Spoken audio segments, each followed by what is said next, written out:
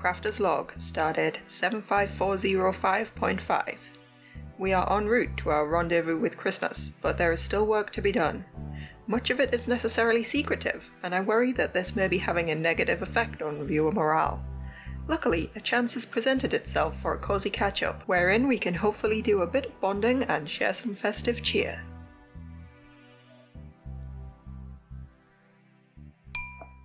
I'll be honest, I wasn't even planning to do a Crafter's Log video this month because it feels like I just have so little to show. The vast majority of my projects at the moment are gifts, and for obvious reasons I would rather not show them off on the channel just in case. But actually it's not about having fancy projects, is it?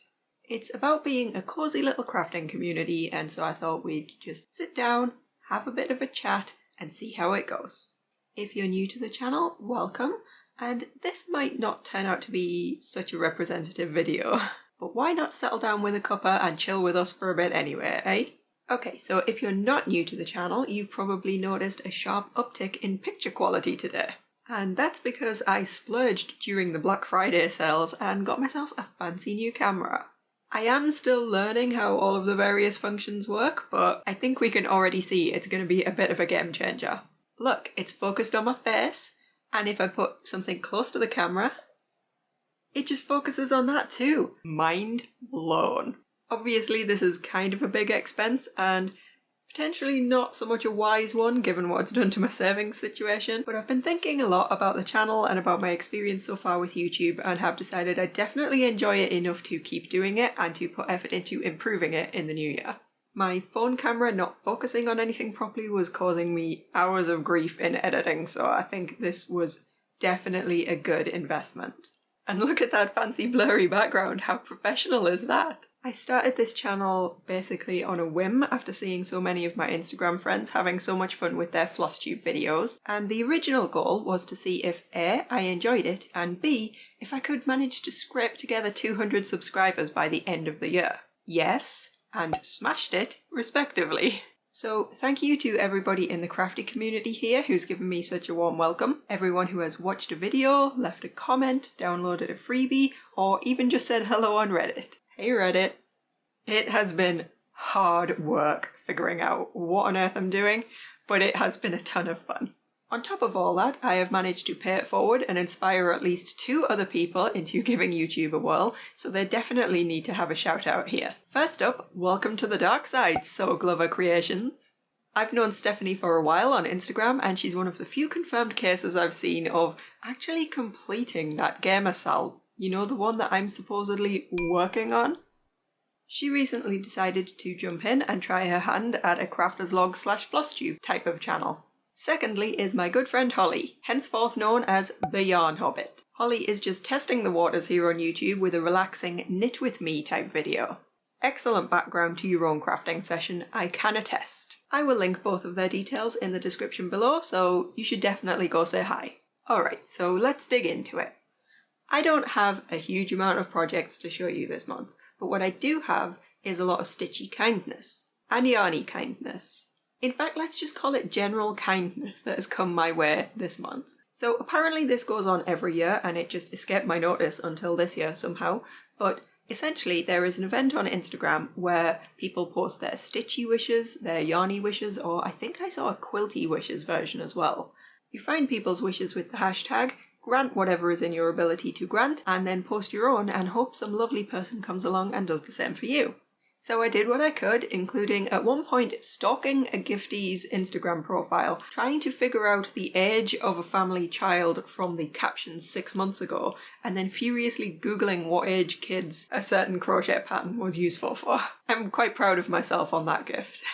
And then it was time to post my own wishes. But of course, I'm English, and even by English standards, I'm pretty orcs in this kind of situation, so I ended up not being able to bring myself to post anything without a long list of disclaimers. Yes, really. I am so happy and grateful to report that people were understanding of the awkwardness and saw fit to grant my wishes anyway. So let's have a look at what I ended up with. The first person I have to thank is Amber, who you may already know as Rogue Mama Stitcher here on YouTube and also on Instagram.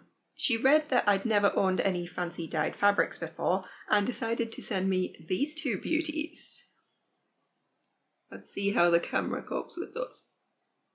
Pretty well, they're a little darker in real life. So this one is Galactica in 32 count even weave from a shop called Stitch Bunny. And then this one is 18 count Ada that is in Nebula Opalescent by the Stitchy Ferret. I don't know if the shiny... Oh yeah, you can definitely see the shiny.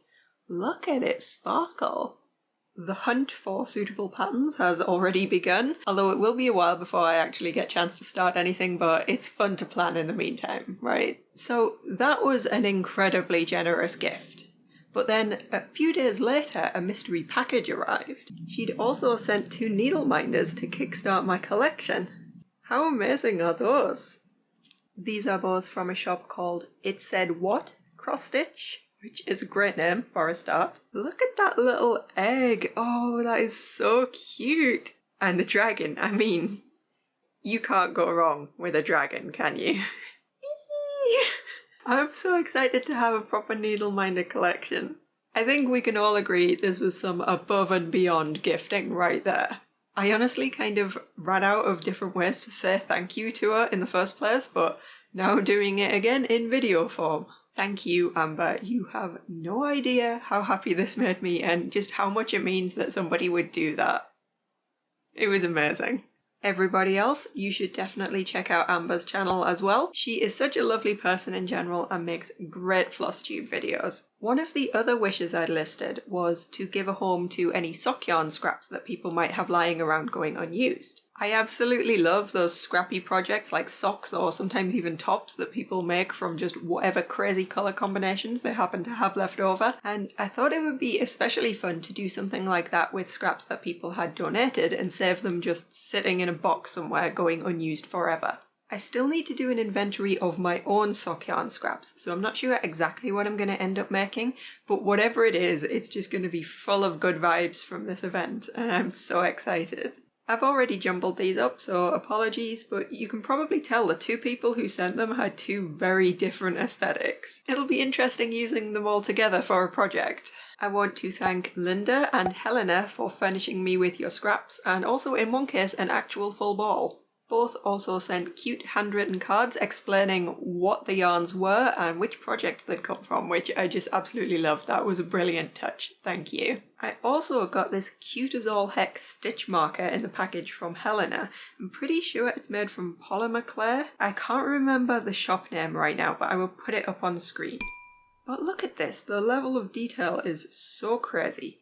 This will definitely see a lot of use in special projects and quite possibly start a collection because I cannot get over how nice it is. Now, you are probably already thinking I am so lucky and totally spoiled by all these gifts, and you are absolutely right. In fact, I started to feel quite guilty and I actually took down the rest of my wishes. But not before a few kind folks got in there and gifted me some knit and crochet patterns from my wish list. All of these projects are now lined up for 2022. Thank you so much to Linda, and yes, that is the same Linda again, Mary, Kayla, and Anna. You just absolutely made my day, my week, my month, my year. You are amazing. Look, I don't have a ton of money right now, which, you know, that's fine. But I don't want this to come across as some kind of bragging YouTube, oh, look at me, people send me free stuff. It's not that at all. This was a brilliant event to be part of on both sides. I really enjoyed it, and I just want people to know how grateful I am and how much small things like this can mean to somebody. If you took part in this event, or you're only just hearing about it now for the first time and thinking, oh, that sounds fun for next year, you are a wonderful person, and I just hope you know that. Be right back, I might need a bit of a happy cry. Crafter's Log Supplemental. We need more tea bags. Okay, I'm just going to come out and say it. I only stitched on one cross stitch thing this month. Actually no, 2, but one of them you've already seen. So yes, it's 1 FO and 1 whip, and that is literally it for this month. Hectic Christmas crafting things, am I right? A couple of videos ago I put out a beginner tutorial for blackwork embroidery.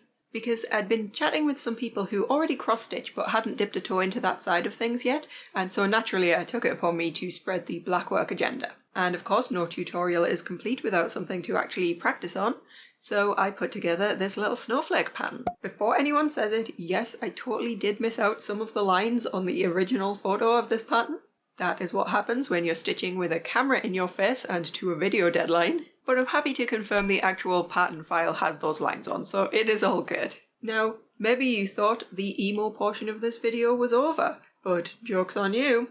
I always want to release my tutorial related patterns for free, obviously, but I do leave the option open for people to leave a tip if they want. Genuinely no expectations or anything, but it just blows my mind once again how generous people are. Everyone who watched that video and decided that they liked the pattern enough to download is near and dear to my heart, but an extra special thank you to everybody who decided to leave a small tip in return.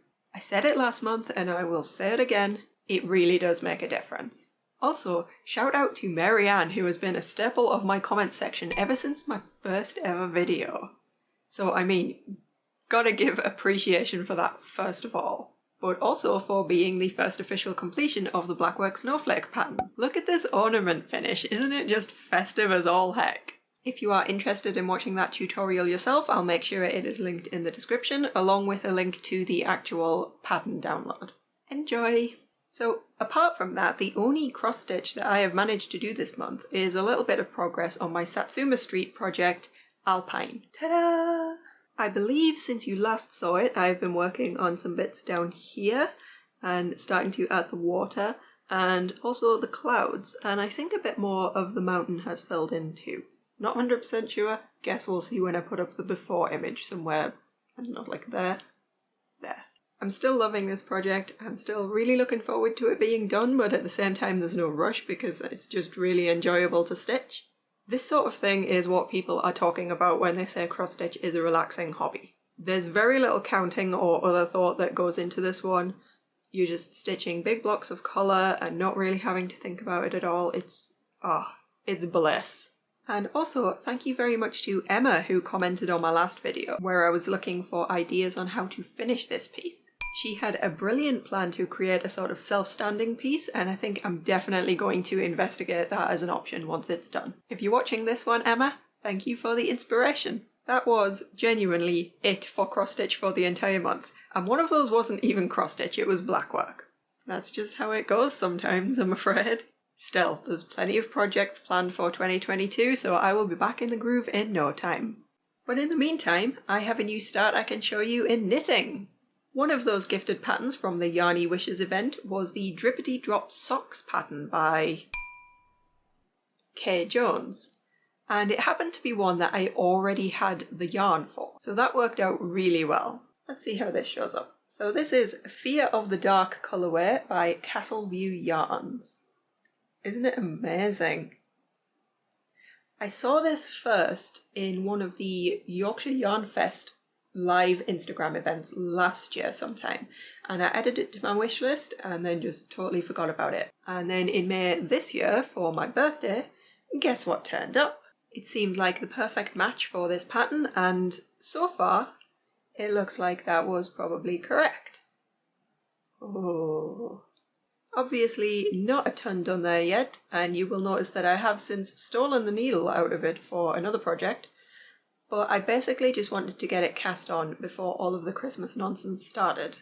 That way I can pick this up on Boxing Day and not have to count or cast on anything, and I could just get going. You see? Planning ahead. My main other thing I wanted to show is a gift, but I'm pretty sure the person it's for doesn't watch this channel. Hang on. If you are an actual member of my actual family, you have 20 seconds to stop this video. Or at the very least, skip to this timestamp. No cheating! I was asked for this in passing, probably back in about January or February. I'm pretty sure the person in question only half meant it even at the time. It is déjà vu to what I was working on this time last year. It was impossible to pick up correctly on my old phone camera, and it's been called, among other things, astonishingly red. Wow, well, would you believe it? My camera chose that exact moment to run out of battery. So now it's like 4 days later?